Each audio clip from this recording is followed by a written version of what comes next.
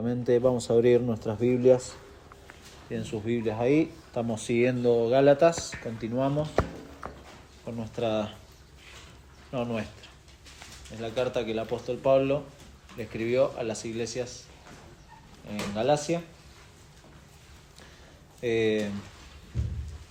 Vamos a leer capítulo 5, desde el versículo 16 al 24. Vamos a leerlo de nuevo todo para ver el contexto de lo que ya vimos el domingo pasado. Y por eso también no me maté mucho con el título de la predicación, Andar en el Espíritu, la segunda parte. Pues la primera parte la vimos el domingo pasado, pero está todo muy relacionado con lo que viene hablando Pablo a estos hermanos. Así que vamos a leer desde el versículo 16 hasta el 24, luego vamos a orar una vez más para pedirle guía a nuestro Dios. Versículo 16, digo pues, andad en el Espíritu y no satisfagáis los deseos de la carne, porque el deseo de la carne es contra el Espíritu y el del Espíritu es contra la carne, y estos se oponen entre sí para que no hagáis lo que quisierais. Pero si sois guiados por el Espíritu, no estáis bajo la ley.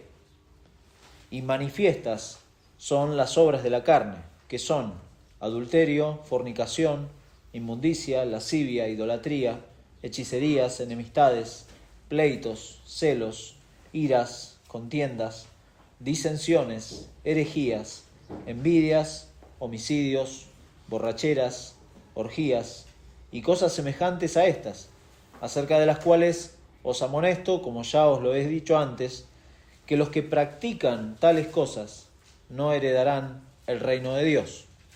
Mas el fruto del Espíritu es amor, gozo, paz, paciencia, benignidad, bondad, fe, mansedumbre, templanza. Contra tales cosas no hay ley, pero los que son de Cristo han crucificado la carne con sus pasiones y deseos.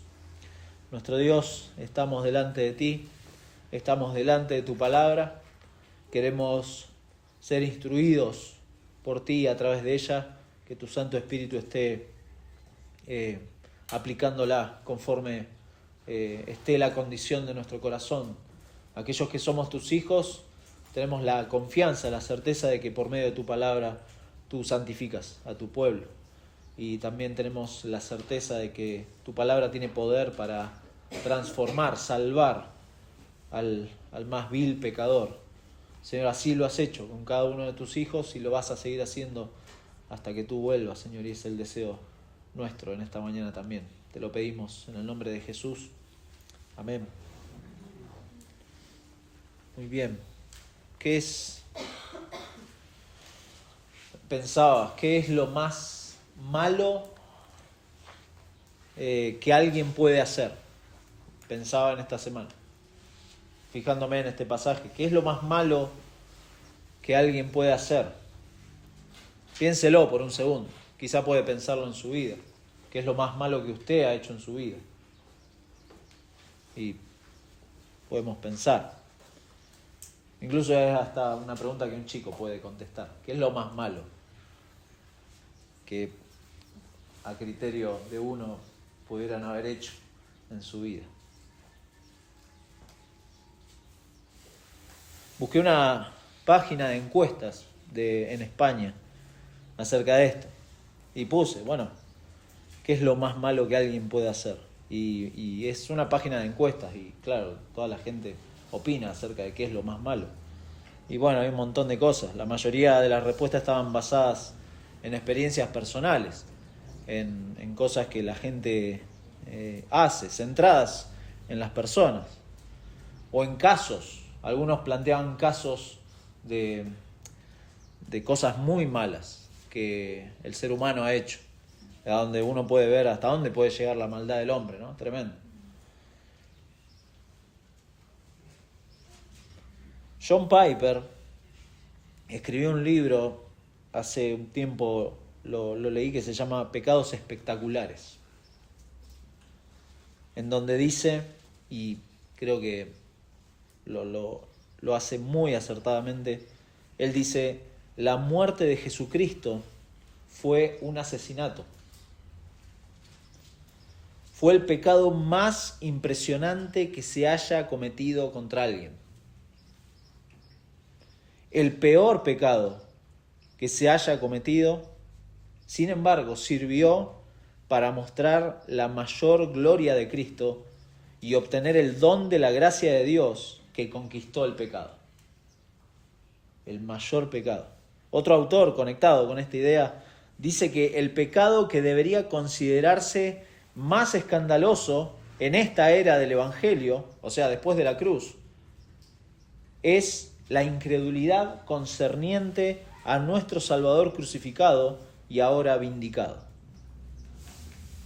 La incredulidad. Dice Juan, el Evangelio de Juan, capítulo 16, versículo 8 al 11, dice, y cuando Él venga, o sea, el Espíritu Santo, está hablando en el contexto de la venida del Espíritu Santo, cuando Él venga, convencerá al mundo de pecado, de justicia y de juicio. De pecado, por cuanto no creen en mí. Ahí está el punto del mayor pecado. Por cuanto no creen en mí. De justicia, por cuanto voy al Padre y no me veréis más. Y de juicio, por cuanto el príncipe de este mundo ya ha sido juzgado. No creer en Cristo. No confiar en su obra como única para redimirme de la esclavitud del pecado y seguir viviendo tras los deseos de mi carne y rechazar la obra transformadora de Dios, eso es lo que me condena. Los pecados, la lista de pecados que da acá Pablo, las obras de la carne, no son más que el resultado de un corazón que está negando a Dios. ¿Se da cuenta?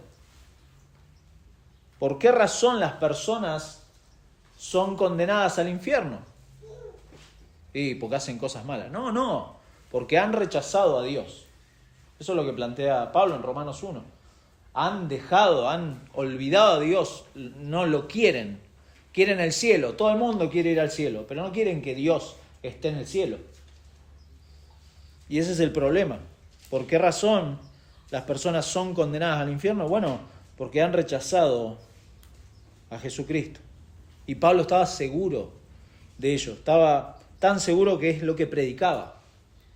Por eso a principio de Gálatas uno puede ver que él empieza a defender este evangelio. Es lo que predicaba, no buscando, dice él, el favor, o no buscaba agradar a los hombres, sino que lo hacía como un siervo de Cristo. Él quería predicar lo que tenía que predicar. Y de hecho va a decir más adelante en capítulo 2, versículo 19, porque yo por la ley soy muerto para la ley a fin de vivir para Dios. Pablo estaba seguro de lo que estaba haciendo, él vivía para Dios. Con Cristo estoy juntamente crucificado y ya no vivo yo, mas vive Cristo en mí, y lo que ahora vivo en la carne, lo vivo en la fe del Hijo de Dios, el cual me amó y se entregó a sí mismo por mí. No desecho la gracia de Dios, pues si por la ley fuese la justicia, entonces por demás murió Cristo. Murió en vano, eso está diciendo. Esos son los indicativos que Pablo ha dado a los creyentes en esta carta. Siempre decimos, ¿qué son los indicativos? Vamos a volver un poco a la gramática de la primaria. ¿Qué es un indicativo? Un verbo indicativo. Es un verbo que indica un hecho real, de facto, decimos. O los chicos dicen ahora, facto. Es un hecho. Está indicando algo real. Eso es un verbo indicativo. Entonces los indicativos que Pablo ha marcado son la realidad del Evangelio. El Evangelio aplicado al pecador salva, lo salva. Es un hecho. ¿Por qué? Porque la justicia es por la fe, por medio de Jesucristo. Eso es un indicativo. Uno sabe que por esos indicativos lo que Dios ha hecho por medio de Cristo, y mientras veamos el fruto del Espíritu en oposición ahora a las obras de la carne, no tenemos que olvidar estos indicativos de Pablo. Los Gálatas recibieron solo por la fe el Espíritu Santo, por la obra de Cristo. Y en esa unión con Cristo vemos el indicativo. Ahora, sobre la base de esto, sobre esta unión con Cristo, ahora Pablo da los imperativos. ¿Qué son los verbos imperativos? Son verbos con fuerza de mandato, que no son opcionales, que el cristiano no puede decir, bueno, sí, y esto, bueno, veo si lo cumplo o no. No, son cosas que el cristiano tiene que hacer. Por eso da imperativos como versículo 14 de ahí del capítulo 5, amarás a tu prójimo como a ti mismo. Eso es un imperativo, no es una opción para el creyente. Y luego dice, versículo 16, andad en el Espíritu. Otro imperativo. No es opcional y subrayo y recalco y resalto. Es algo para el creyente. No es para alguien que no tiene el Espíritu Santo. No es para alguien que no cree en Cristo. El que no cree en Cristo, yo no le puedo pedir estos imperativos. Pues si no es poner el caballo detrás del carro. Entonces el resultado de andar en el Espíritu va a ser evidente, va a dar fruto. Y en oposición a aquellos que practican las obras de la carne, dice acá, no solamente es algo que se va a ver, pues a la corta o a la larga salta la ficha, sino que lamentablemente son evidencias de que es un incrédulo. Porque ahí lo dice Pablo, de que esta gente finalmente no va a heredar el reino de Dios. Personas que practican estas cosas. No porque el hacer o dejar de hacer, y esto también es bueno aclararlo, no porque dejar de hacer algo o hacer algo que haga obras que sumen puntos para el cielo va a hacer la diferencia, sino que estas obras manifiestas y como patrones de vida dejan ver que el Espíritu no mora en esa persona. No solamente el Espíritu no mora, sino que la persona con sus acciones está rechazando a Dios abiertamente. Y por eso Pablo concluye con que no van a heredar el reino de Dios. Por eso la idea de nuestro pasaje de hoy es que los creyentes tienen el Espíritu Santo. Eso es un hecho. El creyente, el que ha creído genuinamente en el Señor Jesucristo, tiene el Espíritu Santo. Y por medio de él, del Espíritu Santo, van a mostrar su fruto progresivamente. Por cuanto el Evangelio ha cambiado la condición de esa persona y le garantiza su herencia en el reino. Repito, los creyentes tienen el Espíritu Santo y por medio de él van a mostrar su fruto progresivamente, por cuanto el Evangelio ha cambiado esa condición y les garantiza su herencia en el reino. Por eso vamos a ver en 3 partes y vamos a tratar de ser rápidos porque hay muchas palabras. Alguno se sentiría tentado al estudiar este pasaje a meterse en palabra por palabra. ¿Qué es esto de adulterio, fornicación, inmundicia, lascivia? Bueno, no se preocupe, no vamos a hacer eso. Pues no, quedaríamos como hasta las 5 más o menos. No vamos a hacer eso. Pero sí vamos a dividirlo en 3 partes. En primer lugar, las obras de la carne y sus consecuencias, versículos 19 al 21. En segundo lugar, el fruto del Espíritu, que no es producido por uno, versículos 22 y 23. Y en tercer lugar, la razón por la cual podemos tener el fruto, versículo 24. Las obras de la carne y sus consecuencias, versículos 19 al 21. Mi mamá usaba una frase, seguro alguno la habrá dicho o se la habrán dicho: no le pidas peras al olmo. La han escuchado. Los más jovencitos quizás no. No le pidas peras al olmo. Bueno, para aquellos que no entienden la frase, habla de pedir cosas imposibles, de pretender obtener algo de una persona que es imposible, que no puede darlo. ¿Por qué? Porque el olmo, para hablar de la imagen, el olmo es un árbol que produce unos pequeños frutos que no tienen semilla, pero son frutos del árbol del olmo. En cambio el peral, conocemos las peras, ¿no? Dan el fruto de la pera y conocemos lo que es. Riquísimo. Pero son bien diferentes los árboles. Pero eso es solo una ilustración, no vamos a dar una clase de botánica hoy. Andar en el Espíritu es un mandato dado a los creyentes, dijimos, y que solo los cristianos verdaderos pueden cumplir, aún en medio del conflicto que van a tener, porque leímos el domingo pasado, porque versículo 17, el deseo de la carne es contra el Espíritu, el del Espíritu es contra la carne, y estos se oponen entre sí para que no hagáis lo que quisierais. El conflicto está, el creyente no es un ingenuo que anda volando en el aire y dice, no, yo no tengo conflicto, nada, estoy perfecto, vivo en victoria, como dicen ahora. No, el creyente tiene conflicto y Pablo lo está diciendo ahí. Pablo mismo lo dice en Romanos 7,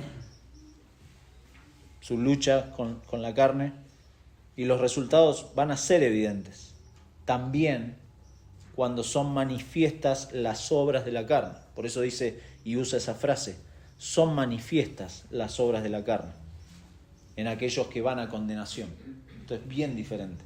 Pablo está planteando dos grupos de personas acá. No está diciendo que los creyentes andan en estas obras de la carne.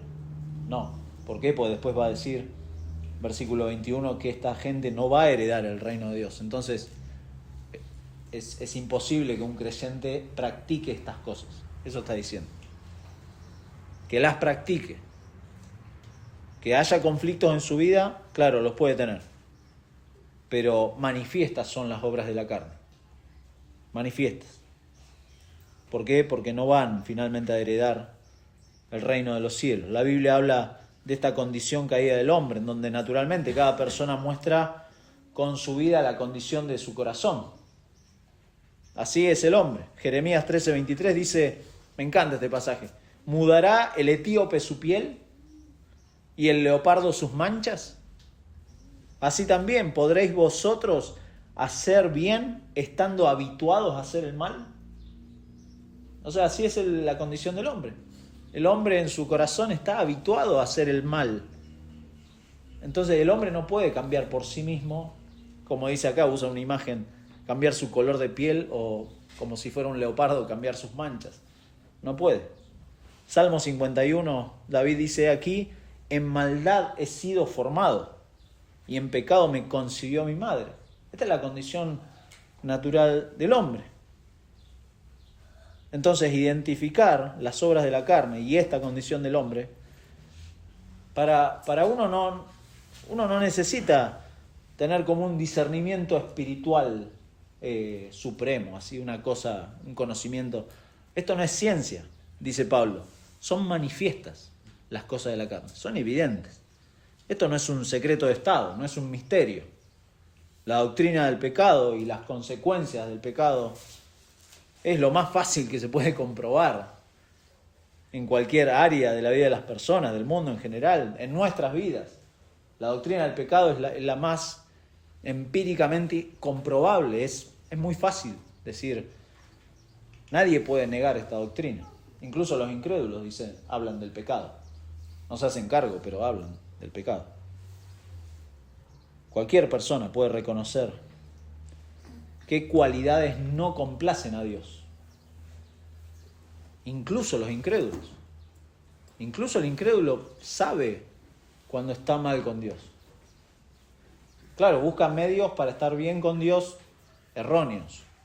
Pero el incrédulo sabe.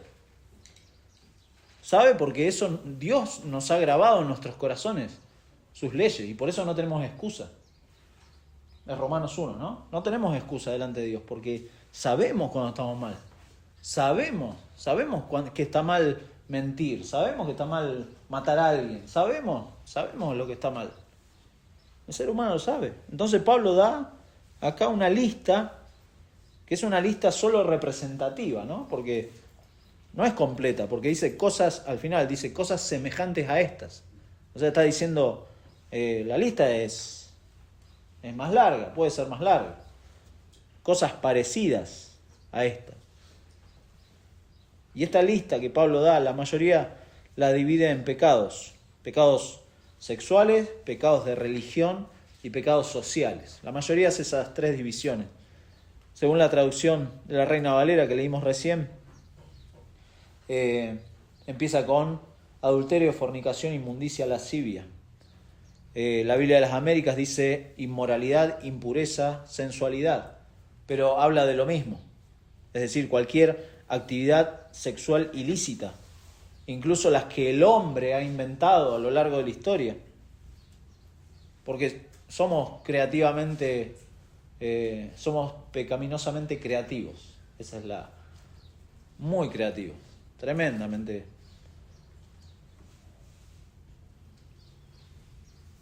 Con estas cosas se han destruido familias enteras. Con estas cosas se ha introducido vicios en personas, adicciones a las cuales mucha gente no puede salir. Tremendas cosas a partir de estas actividades ilícitas en cuanto a la sexualidad. Hoy está en boga todo este tema de los movimientos LGTB, etc. Tenemos, lo hablo así porque los chicos ya desde temprana edad están recibiendo esta información. Y es triste, pero esto es muy peligroso considerarlo a la hora de pensar en nuestras vidas como creyentes. No podemos ser ingenuos de los peligros de estas cosas. Se han creado redes oscuras en medio de las cuales la sexualidad ha sido el motor para denigrar aún más y más la imagen de Dios en el ser humano. Eso se ha hecho y se hace. Pero bueno, obviamente por amor a las familias y a los chicos, hoy no vale la pena describir este pecado que es tan evidente. No hay que ser científico, no hay que ser un teólogo profundo para pensar en estas cosas. Prenda la televisión solamente y no puede ver ni siquiera una publicidad de hamburguesa. ¿Qué tiene que ver? No tiene nada que ver. Por eso no vale la pena describir esto. Pablo es muy claro acerca de esto. Son manifiestas el adulterio, la fornicación, que es la sexualidad fuera del matrimonio, la inmundicia, que es todo lo sucio que se plantea hoy, la lascivia. Estas cosas están en todos lados, en todos lados. Por eso dice son manifiestas. Uno no puede ser ingenuo y no puede ignorar los peligros de esto. Segundo grupo de cosas, los pecados religiosos, cuando dice idolatría y hechicerías, que es todo lo... Acá uno puede pensar en idolatría y hechicería en la época antigua, pero es todo lo que va en contra de Dios, es todo lo que va centrado en negar la adoración al Dios verdadero y adorarse a uno mismo. Es lo que Pablo describe en Romanos, capítulo 1. Es el día de las motos. No sé si habrá carrera de moto o qué, pero bueno, pobre Elías. Romanos 1, 21 dice: pues habiendo conocido a Dios, no le glorificaron como a Dios, ni le dieron gracias, sino que se envanecieron en sus razonamientos y su necio corazón fue entenebrecido. Profesando ser sabios, se hicieron necios y cambiaron la gloria del Dios incorruptible en semejanza de imagen de hombre corruptible, de aves, de cuadrúpedos, de reptiles, por lo cual también Dios los entregó a la inmundicia en las concupiscencias de sus corazones, de modo que deshonraron entre sí sus propios cuerpos. Fíjese cómo está conectado a los pecados previos, ¿no?, de la sexualidad. Ya que cambiaron la verdad de Dios por la mentira, honrando y dando culto a las criaturas antes que al Creador, el cual es bendito por los siglos. Amén. Hoy quizá no es tan evidente este tema de cómo adoraban a otros dioses en la antigüedad, pero todo lo relacionado a adorarnos a nosotros mismos y confiar en nuestra carne es idolatría. Y hay veces que por pequeñas cosas uno dice, No sé, por ejemplo, voy a empezar a ir al gimnasio para cuidar mi cuerpo, ¿no? Por la salud. Y cómo se vuelve una idolatría tremendo. La gente empieza a consumir cosas, a prepararse de determinadas maneras y se vuelve una idolatría. Puede incluso dejar a sus familias por abocarse a esos lugares. No sé, hace rato no voy a un gimnasio y se nota, ¿no? Pero hay que tener esos cuidados. Está relacionado la idolatría con la inmoralidad, cómo todo se va entrelazando. Deseamos cosas por encima de Dios. Deseamos otras cosas. ¿Qué desea en su vida? ¿Desea a Dios en su vida? Piper, de vuelta, escribió un libro, Cuando no deseo a Dios. Y tremendo, cómo describe qué pasa cuando no deseo a Dios. Bueno, eso es la idolatría, cuando deseamos cosas por encima de Dios.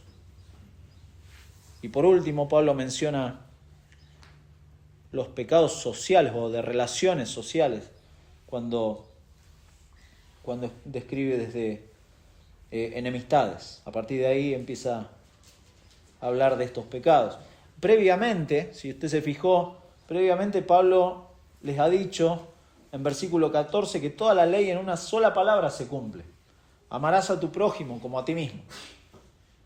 Y versículo 15 les da una advertencia, pero si os mordéis y os coméis unos a otros, mirad que también no os consumáis unos a otros. Y luego, vamos a versículo 20 y empieza a decir enemistades, pleitos. Evidentemente Pablo tenía en mente que estas cosas habían pasado entre los creyentes en Galacia. Enemistades, pleitos.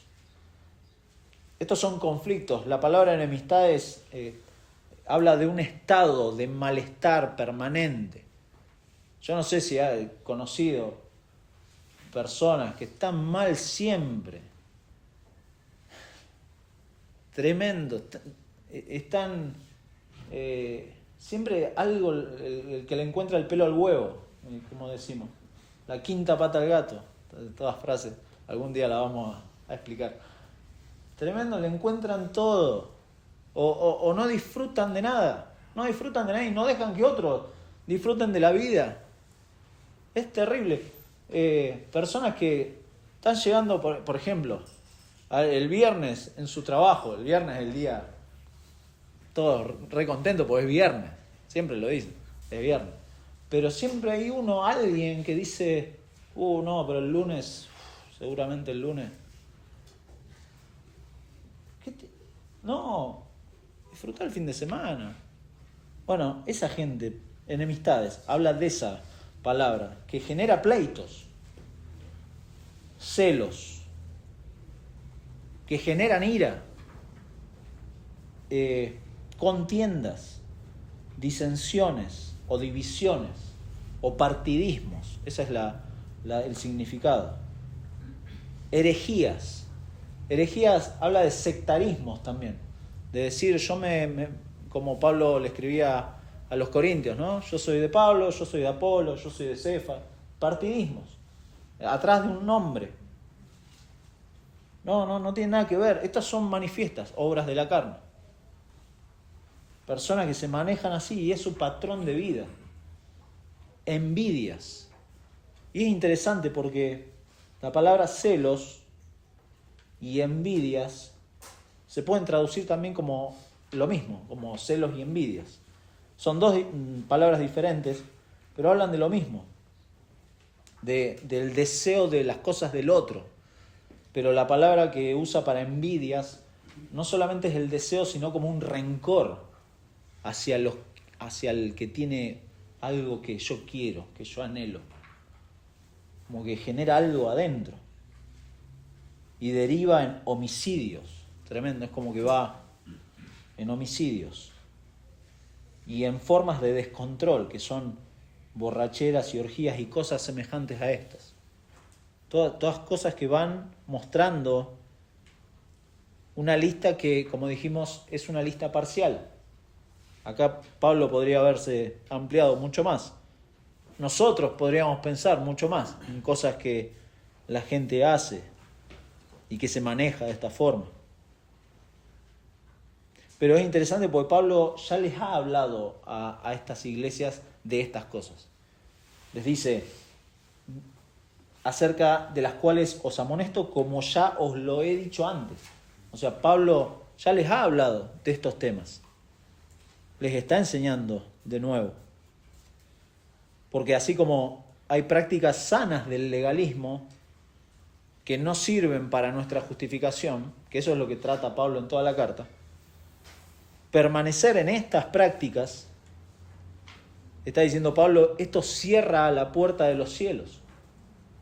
Esto está cerrando. Entonces, con un corazón pastoral, Pablo advierte, quizá había incrédulos escuchando estas cartas, que quienes continúan en estos hábitos pecaminosos no van a heredar el reino de los cielos, porque no son creyentes, pues están mostrando eso, quienes practican tales cosas, porque estas prácticas, de nuevo, la lista podemos ampliarla mucho más, son evidencia de una vida que no ha sido regenerada. Son evidencia de que el Espíritu Santo no mora en ellos. No mora en ellos. No hay vida. Están muertos espiritualmente. Es como Juan, en su primera carta, primera de Juan, capítulo 3, dice versículo 4, todo aquel que comete pecado, y describe qué es el pecado, infringe la ley, también la ley, pues el pecado es infracción de la ley. Y sabéis que Él apareció, hablando de Jesucristo, Él apareció para quitar nuestros pecados, y no hay pecado en Él. Todo aquel que permanece en Él no peca, todo aquel que peca no le ha visto ni le ha conocido. Hijitos, nadie os engañe, el que hace justicia es justo, como Él es justo. El que practica el pecado es del diablo, porque el diablo peca desde el principio. Por esto apareció el Hijo de Dios, para deshacer las obras del diablo. Todo aquel que es nacido de Dios no practica el pecado, porque la simiente de Dios permanece en él. La simiente de Dios es el Espíritu Santo, y no puede pecar de la manera que hacen los incrédulos, porque es nacido de Dios. Y acá está la diferencia. En esto se manifiestan los hijos de Dios y los hijos del diablo. Todo aquel que no hace justicia y que no ama a su hermano, no es de Dios. No es de Dios. Entonces vemos esta lista de las obras de la carne manifiestas en los incrédulos. Pero en segundo lugar, vemos el fruto que no es producido por uno, que es el fruto del Espíritu. Y dijimos, esto es producido por el Espíritu que mora en el creyente, favorecidos nosotros por la gracia de Dios, conociendo el Evangelio, regenerados por el Espíritu Santo. El cristiano recibe, como leímos ahí en 1 de Juan, recibe nueva vida y en respuesta libre, voluntaria, agradecida, manifiesta este fruto. No de manera perfecta, pero lo manifiesta. Pasa. Pablo no está hablando acá de manifestaciones extraordinarias, ni de manifestaciones pasajeras del poder del Espíritu en la vida de ciertos individuos. No habla de los dones especiales que había en la iglesia primitiva. No está hablando de eso. Está hablando de regalos dados a todos aquellos que aman al Señor. Todos los que aman al Señor, todos los que han sido nacidos de nuevo, tienen el Espíritu Santo y tienen este fruto. Todos los creyentes verdaderos tienen este fruto. Los que han sido justificados por la fe, por la gracia de Dios, están capacitados por el Espíritu Santo para vivir esta vida nueva. Por eso el fruto del Espíritu no es producido por uno, es del Espíritu. Es del Espíritu, no es de uno. Uno no puede fabricar esto. Entonces las buenas obras, si bien no son la base para nuestra justificación, sí son parte de este fruto. son evidencia de una fe genuina. Esto se ve. También como son manifiestas las obras de la carne, no lo dice Pablo, pero también se ve. Es algo que se ve en el creyente. Por eso dice versículo 22, mas el fruto del Espíritu es amor, gozo, paz, paciencia, benignidad, bondad, fe, mansedumbre, templanza. Eso está en el creyente. En todos los creyentes tienen esto. Y uno dice, pero hay veces que... Pero está. Si usted es un verdadero creyente y usted tiene el Espíritu Santo, usted tiene esto. Ahora que entristezca al Espíritu Santo, que lo deje de oír, que desobedezca al Señor, ese es otro tema. Pero esto está en el creyente. A diferencia de la lista de las obras de la carne, esta lista que da acá Pablo no tiene un orden definido. Hay un montón de opciones que han planteado, no, podemos dividirla así, así, no, pero es todo fabricación humana, no se preocupe por identificar en la lista un patrón. Pero sí todas empiezan, las traducciones hablan del amor en primer lugar. Dijimos, es un fruto que produce el Espíritu. Y dice un autor acerca de esto, esta lista no representan cualidades del comportamiento personal que el hombre puede elegir, cultivar y apropiarse como parte de su carácter. Repito, no representan cualidades del comportamiento personal que el hombre puede elegir, cultivar y apropiarse como parte de su carácter. No es algo, es del Espíritu. A los cristianos no se les llama a armarse de estas cosas. Para nada. Porque por medio del Espíritu ya tienen este fruto. ¿Se da cuenta? El cristiano ya tiene este fruto. Y usted puede pensar, bueno, pero amor, gozo, paz, paciencia, benignidad, bondad, fe, mansedumbre, templanza. Eso está. Ahora que uno no lo viva o no lo manifieste como debe, bueno, ya es un tema de usted con el Señor y decirle al Señor, Señor, perdóname por no mostrar el fruto del Espíritu, pues yo sé que está. Porque tú me has salvado, tú me has perdonado en Cristo. Y yo sé que está.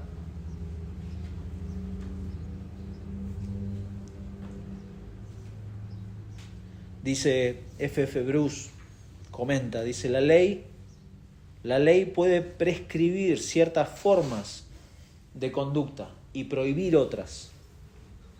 Pero el amor, el gozo, la paz y el resto no se pueden aplicar por ley. Yo no puedo el domingo que viene armar un listado de los frutos del Espíritu y ponerle acá a usted, hermano, tiene que empezar a cumplir estas cosas. No funciona así. No funciona así, porque todo empieza por el Evangelio. Si usted no tiene a Cristo, si usted no tiene el Espíritu Santo, yo no le puedo pedir que manifieste los frutos, el fruto del Espíritu. No puedo. Es ridículo. Esto es algo que Dios produce en sus hijos. Y desde el Antiguo Testamento uno puede ver esta imagen. Dice Oseas 14:8, lo leo en Nueva Traducción Viviente. Dios le está hablando a su pueblo, a Israel, y le dice, oh Israel, mantente lejos de los ídolos. Yo soy el que contesta tus oraciones y te cuida. Soy como un árbol que siempre está verde. Y escuche, todo tu fruto proviene de mí. Todo el fruto de Israel, todo el fruto de los creyentes proviene de Dios, no es nuestro. El Nuevo Testamento habla de alabar al Señor, de predicar el Evangelio, de hacer obras piadosas en general, en los mismos términos. En términos de que los frutos son producidos por Dios. El fruto del Espíritu es el indicador externo de la salvación, de que soy salvo. Es muestra de los ciudadanos del reino. Por eso, los que no son ciudadanos del reino, como dijo versículo 21, esta gente no va a heredar el reino de los cielos, porque manifiestas son las obras de la carne. Pero el ciudadano del reino de los cielos tiene el fruto del Espíritu y lo va a mostrar. Entonces, si uno tiene que mirar este fruto, inevitablemente tenemos que mirar a la persona de Cristo, porque Él fue quien vivió todas estas características del fruto. En Él están cada una de estas características en plenitud. Por eso el que no está en Cristo no puede tener el fruto del Espíritu. Es matemática de Dios, no nuestra. En 5:14 Pablo ya ha marcado que el amor es el preeminente en este fruto, es el amor ágape, demostrado por Dios en dar a su Hijo para morir por pecadores. Y de esta manera conocemos el amor y de esta manera también lo manifestamos a otros. Así, este es el amor de Dios. Por eso Juan en su primer carta, como leímos antes, pone en duda la salvación de alguien si no tiene este amor hacia otros. Y lo mismo podríamos decir con el gozo y con la paz. El gozo es el reconocimiento. ¿El reconocimiento de qué? Como cantábamos hoy, de que estoy bien con mi Dios. Ese es el gozo. Estoy bien con Dios más allá de las circunstancias. Más allá de lo que pasa en mi vida, estoy bien con mi Dios. Es una... A ver, y quiero usar bien esta palabra. ¿Es alegría? Sí, pues algunos dicen, no, el gozo no es alegría, ¿viste? Y se ponen en legalista, en duro. No, el gozo no es alegría. Sí, es alegría, es felicidad, pero es alegría y felicidad basadas en la realidad espiritual de que estoy bien con mi Dios. Estoy bien. Lo mismo la paz. La paz es esa armonía basada justamente en esta relación con Dios. Por medio de Cristo tenemos paz para con Dios. Por tener este gozo y esta paz como dones de este fruto del Espíritu, entonces el creyente no tiene razón, y esto es a modo de exhortación, no tiene razón para caer preso de la ansiedad o del miedo. La ansiedad y el miedo en el creyente está mostrando justamente eso, que el fruto del Espíritu, del gozo, de la paz, es algo que está siendo menguado por un pecado de uno, tiene que reconocerlo. Uno no puede decir, no, pues yo soy rancioso, o no, pues soy temeroso. No, pues si usted está bien con Dios, no hay nada ¿qué puede temer? ¿Qué puede generarle ansiedad? No, pero Germán, vos no sabés. Sí, yo sé lo que dice la palabra. Yo no sé, realmente no sé cómo funciona. Pero Dios lo ha hecho así, Dios ha dado su Espíritu Santo y nos ha dado este fruto de que por esta relación que tenemos con Dios por medio de Cristo, uno, tiene que empezar a evaluar las cosas a la luz del Evangelio. Fíjese en Filipenses, capítulo 4, versículo 9. Pablo le dice a la iglesia, lo que aprendisteis y recibisteis y oísteis y visteis en mí, esto haced. Y el Dios de paz estará con vosotros. Hermoso el contexto. Fíjese, versículo 6. Por nada estéis afanosos, si no sean conocidas vuestras peticiones delante de Dios en toda oración y ruego, con acción de gracias.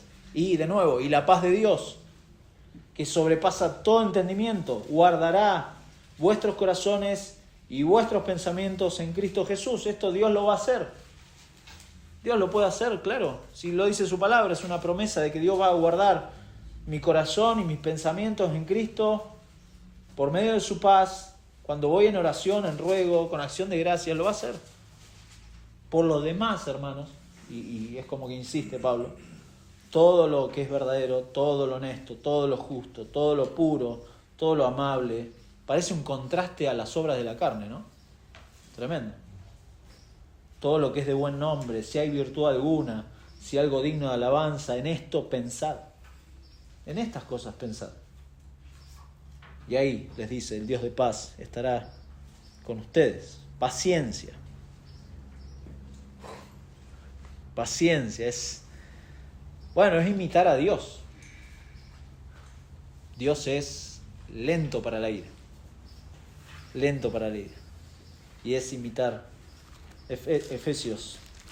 Vamos a ir rápido con esto. Dice Efesios 4:1, yo pues preso en el Señor, os ruego que andéis, de nuevo, el estilo de vida, que andéis como es digno de la vocación con que fuisteis llamados, con toda humildad y mansedumbre, soportándoos con paciencia los unos a los otros en amor, solícitos en guardar la unidad del Espíritu en el vínculo de la paz. Es imitar a Dios en esto. Benignidad es tratar a los demás con consideración tierna. Benignidad. Todos disfrutan, y esto nadie puede decir que no, todos disfrutan de ser tratados por el Señor con esta tierna bondad, la benignidad del Señor. Nos encanta hablar de eso. Pero ¿cómo trato a mis hermanos? ¿Cómo trato a los demás? ¿Los trato de esta manera? Bondad. Bondad es rectitud y a la vez es una cualidad que no se estanca, sino que es una bendición dinámica para otros. Esto es la bondad. Se traduce también como generosidad, en todo sentido, no generosidad económica. Uno piensa en generosidad y enseguida piensa en eso, pero no, es generosidad bondadosa en todo sentido.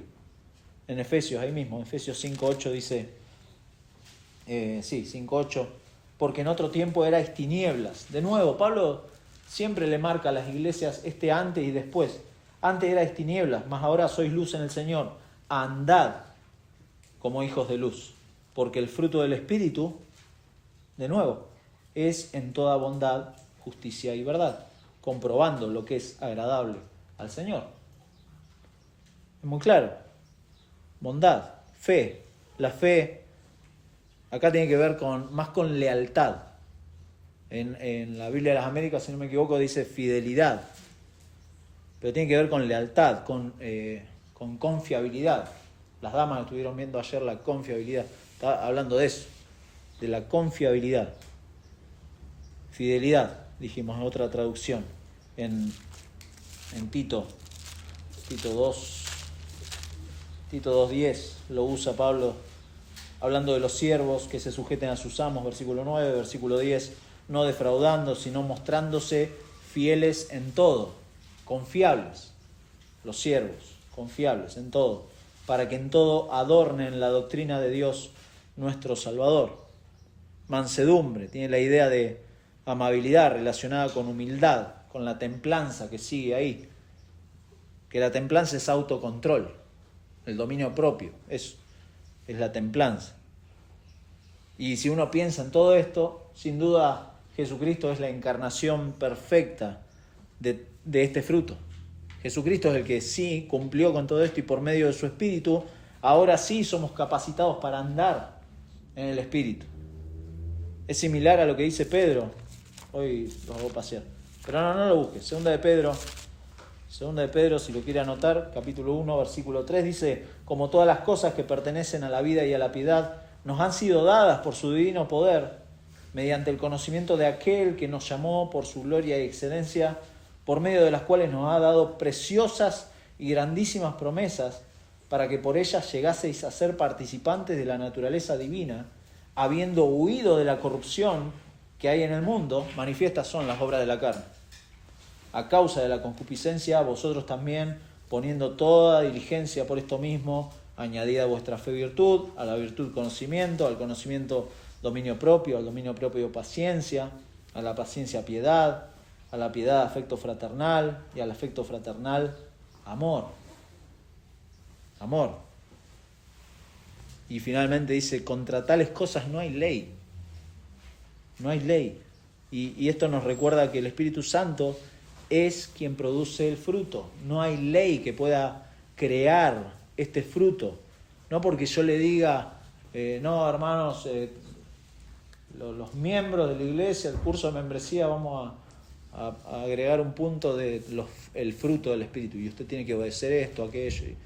No funciona así. Porque el fruto del Espíritu lo da el Espíritu Santo. Es Dios mismo actuando en la vida del creyente. La función de la ley, lo hemos visto ya, es mostrar el pecado. Es mostrar el pecado, es ampliar el pecado. Y quienes están bajo la ley todavía están bajo el dominio del pecado. Pero el creyente que anda en el Espíritu y manifiesta su fruto no necesita un sistema de leyes para tener estas actitudes y otras actitudes, porque de nuevo esta lista también es representativa. No es que el fruto del Espíritu se limita acá, en estas 9 características, no, es representativa, está hablando de que es muy amplio, porque estas cosas brotan del creyente. Es así, porque tiene el Espíritu Santo. Y último lugar, la razón por la cual, bueno, lo hemos dicho, la razón por la cual podemos tener el fruto. Ese es nuestro último encabezado.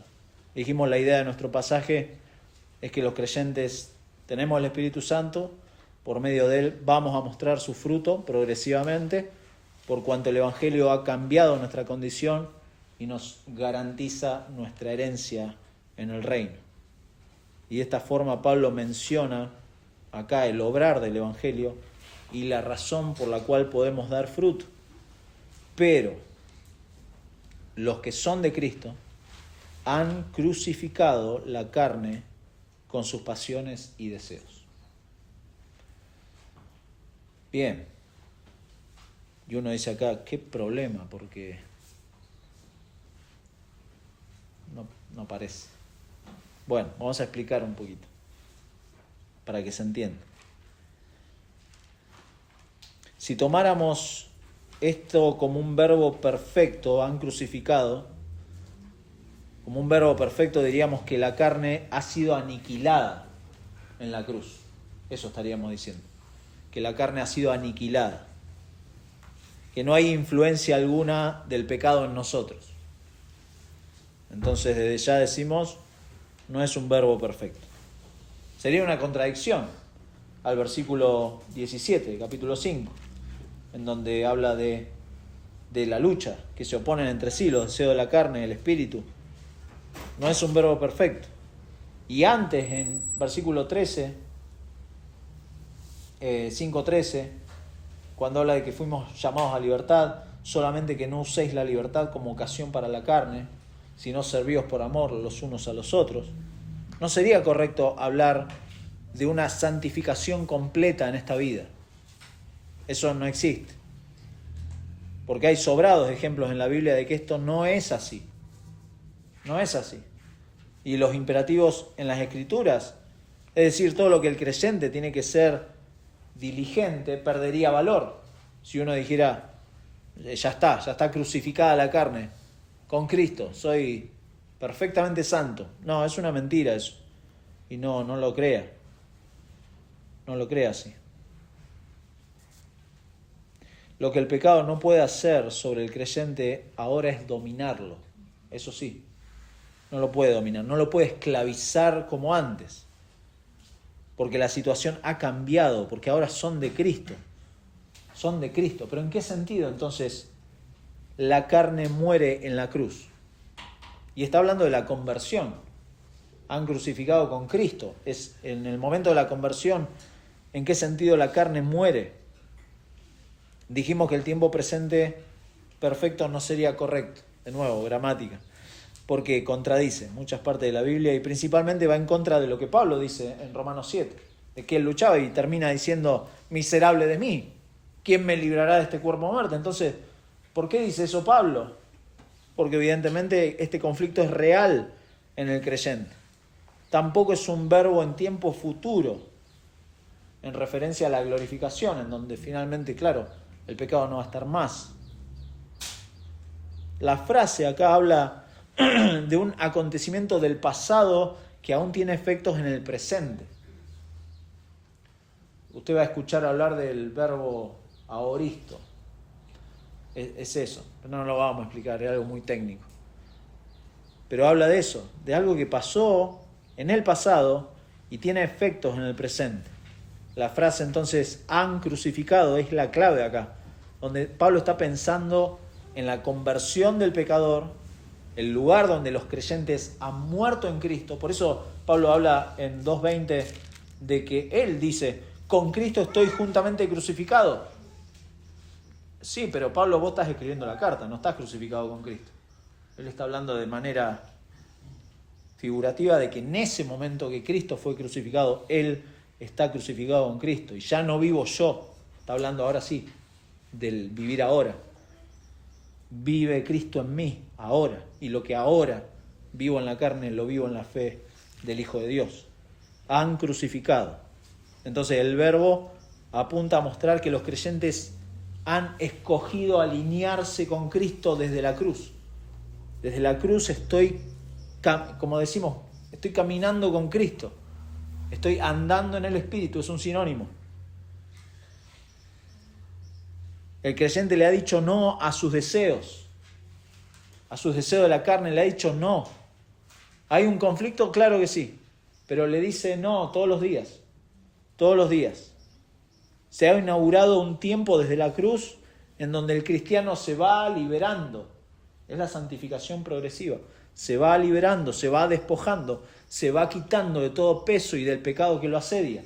Y va corriendo con paciencia la carrera que tiene por delante. ¿Haciendo qué? Poniendo los ojos en Jesús, el autor y consumador de la fe. Entonces la lucha está presente, pero la carne ha recibido un golpe decisivo en la cruz. ¿Se da cuenta? El verdadero creyente puede decir eso. La carne ha recibido un golpe decisivo. Las pasiones y deseos de la carne no están ausentes, pero no gobiernan. No son prácticas habituales. No es mi estilo de vida. Como la de aquellos que no van a heredar el reino de Dios. Los que andan en el Espíritu y son guiados por el Espíritu se encuentran, aunque imperfectamente, triunfando sobre la carne que antes dominaba. Claro. Esta semana una hermana decía de antes su lucha era que le costaba leer la Biblia. Ahora la lee y la entiende. Ahora su lucha es otra. Su lucha es poder hablarle a las personas de Cristo. Esa es otra lucha. Pero hay progresión en el creyente.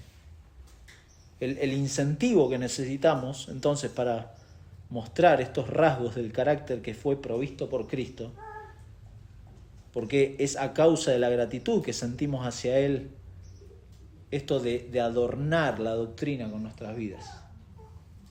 Es Cristo mismo nuestro incentivo. Cristo también dio el ejemplo en cuanto a cada aspecto del fruto del Espíritu, lo dijimos, y estas virtudes, junto con el poder para ejercerlas, son dadas por el Espíritu, por cuanto andamos en Él. Entonces, para terminar, concluimos. Los hermanos de Galacia los creyentes verdaderos habían sido crucificados también con Cristo, al igual que Pablo. Entonces Pablo lo que les está diciendo es, sean lo que son. Sean lo que son. Que sean en la práctica lo que son en principio. Ya que en principio han crucificado su vieja naturaleza, junto con sus deseos pecaminosos, sean lo que son.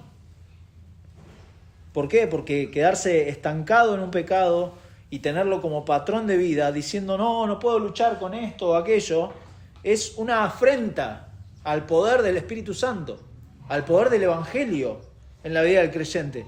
Es estar diciendo que la cruz no ha sido suficiente para hacer morir el poder del pecado. ¿Se da cuenta? Usted no puede decir, no puedo luchar con esto o aquello. No, usted no quiere luchar. Si usted no es un creyente y no quiere luchar con el pecado, preocúpese, porque Pablo dice, estas personas no van a heredar el reino de los cielos. Pero la carne ha sido derrotada. ha sido derrotada y los cristianos vivimos en una situación en la que Cristo reina. Cristo reina. Ahí somos movidos y amonestados a vivir de acuerdo al Espíritu y no a la carne. ¿Va a estar el conflicto? Sí, pero ahí somos amonestados. Entonces los creyentes deben tener una nueva manera de vivir, diferente. Por eso va a decir en versículo 25, si vivimos por el Espíritu, andemos también por el Espíritu. El creyente es diferente. Y es un versículo puente que nos sirve para después. Santiago, de la misma manera, exhorta a la iglesia. Santiago capítulo 3, versículo 13 dice: ¿Quién es sabio y entendido entre vosotros? Muestre por la buena conducta sus obras en sabia mansedumbre. Pero si tenéis celos amargos y contención en vuestro corazón, no os jactéis, ni mintáis contra la verdad, porque esta sabiduría no es la que desciende de lo alto, sino terrenal, animal, diabólica. Porque donde hay celos y contención, allí hay perturbación y toda obra perversa. Pero la sabiduría que es de lo alto es primeramente pura, después pacífica, amable, benigna, llena de misericordia y de buenos frutos, sin incertidumbre ni hipocresía. Y el fruto de justicia se siembra en paz para aquellos que hacen la paz. Es muy claro. O sea, evidentemente la exhortación es: vivan diferente. Vivan, son creyentes, sean lo que son, vivan diferente. Si quiere anotar Colosenses 1, 9 al 14, no lo vamos a leer. 2, 6 y 7. Ese sí, se lo voy a leer, perdón. No puedo con mi genio. 2, 6 y 7 dice: por tanto, de la manera que habéis recibido al Señor Jesucristo, andad en Él. Andad en Él. ¿Cómo? Arraigados y sobreedificados en Él, y confirmados en la fe, así como habéis sido enseñados, abundando en acciones de gracia. Bueno, Efesios 4, 1 al 3 lo hemos leído. 4, 17 al 5, 8 también habla exactamente lo mismo, de que el creyente es llamado a ser lo que es: alguien salvado por el Señor, alguien que ha recibido nueva vida. Los Gálatas, los Colosenses, los Efesios, las iglesias a lo largo de la historia, nosotros hoy no somos llamados por Dios a ser más virtuosos. Y al ser más virtuosos nos enorgullecemos. Caemos en el orgullo de que no, somos los super santos, la mejor iglesia. No somos llamados a eso. Somos llamados a caminar en el Espíritu y a ser guiados por Él por medio de lo que el Espíritu mismo ha inspirado, que es su palabra. Es su palabra, porque la Escritura, tal como dice 2 de Timoteo 3, es inspirada por Dios, es útil para enseñar, para redarguir, para corregir, para instruir en justicia, a fin de que el hombre de Dios sea perfecto, enteramente preparado para toda buena obra. Para toda buena obra. Entonces los creyentes tenemos el Espíritu Santo y por medio de Él vamos a mostrar su fruto progresivamente, por cuanto el Evangelio ha cambiado nuestra condición y nos garantiza su herencia en el reino. Vivir de una manera que complace a Dios es el fruto de su obra milagrosa en la salvación, que va a ser completada en la gloria. Esto va a ser completado en la gloria. Este no es el esfuerzo, no es resultado del esfuerzo personal de nadie, aunque sí somos llamados a caminar en el Espíritu y a obedecer a Dios por medio de su Espíritu. Mi hermano, Dios no le pide cosas a los creyentes que los creyentes no pueden hacer. No, si Dios le pide algo por medio de su palabra, es porque Él le ha dado su Espíritu para que lo pueda hacer. No le da cosas imposibles. Por eso no podemos decir no puedo. Se las pide y lo capacita para eso. Un teólogo bautista del siglo XVII, Benjamin Kitch, dice: primero debes tener unión con Cristo antes de que puedas dar fruto a Dios.